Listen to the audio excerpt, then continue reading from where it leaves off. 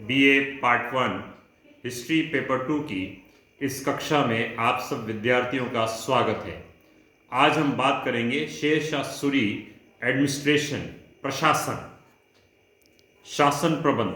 शेर शाह सूरी की गणना मध्यकालीन भारत के महानतम शासकों में की गई है।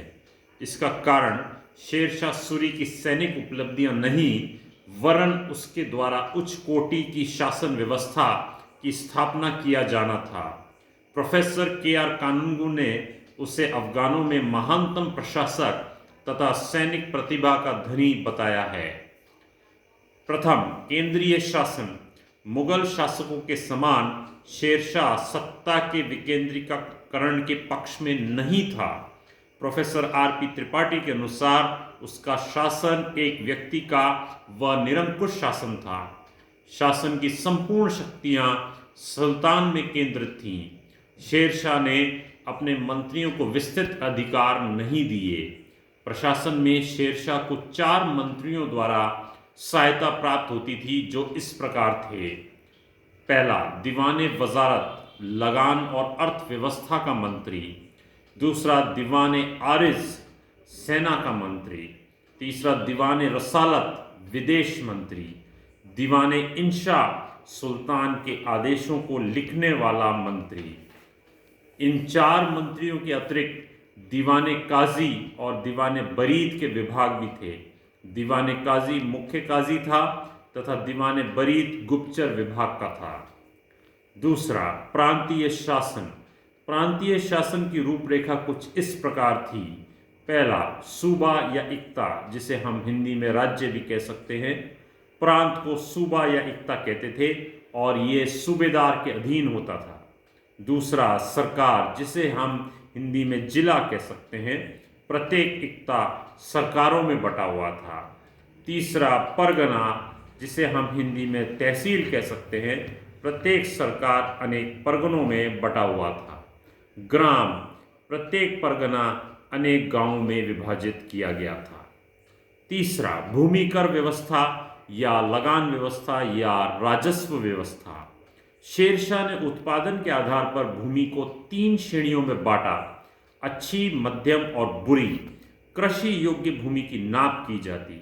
शेरशाह से पहले भूमि नापने की प्रथा नहीं थी। किसानों को सुविधा थी कि वो अपना लगान नगद अथवा अनाज के रूप में दें। किसानों को फसल के अनुसार वर्ष में 2 बार लगान जमा कराने की सुविधा थी। लगान वसूल करते समय किसानों के साथ सहानुभूति का बर्ताव किया जाता था।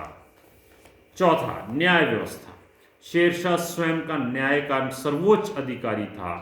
इसके अतिरिक्त प्रत्येक प्रांत, सरकार, परगने में भी न्यायिक अधिकारियों की उसने नियुक्ति की।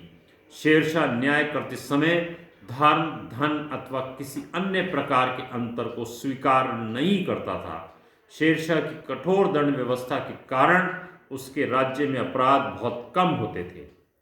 पांचवा, पुलिस व्यवस्था। जनता की रक्षा के लिए पुलिस का कार्य सैनिक अधिकारी करते थे। प्रत्येक सरकार अर्थात जिले में सिकदार का यह कर्तव्य था कि वो जनता की रक्षा की व्यवस्था करे। गांव में इस कार्य का उत्तरदायित्व मुकदम का होता था। छठा, सैन्य व्यवस्था। शेरशाह ने अलाउद्दीन खिलजी की पद्धति को पुनर्जीवित किया। शेरशाह ने अलाउद्दीन के समान घोड़ों को दागने की प्रथा को अपनाया। बादशाह स्वयं सेनापति होता था। शेरशाह सैनिकों की योग्यता के आधार पर उनका वेतन निर्धारित करता था। शेरशाह की सेना में 1,50,000 घुड़सवार, 25,000 पैदल, 5,000 हाथी व तोपखाना था। सातवां, गुप्तचर व्यवस्था।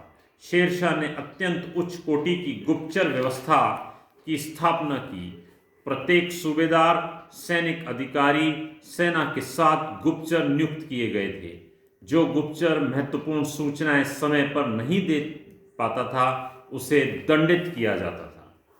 आठवां, मुद्रा व्यवस्था, करेंसी। शेरशाह ने उस समय प्रचलित पुराने सिक्कों को बदलकर नए सिक्के चलवाए। ये नए सिक्के सोने, चांदी व तांबे के थे।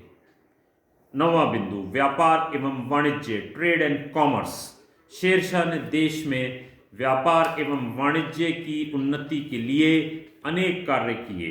शेरशाह ने स्थान स्थान पर दिए जाने वाले करों को समाप्त कर दिया।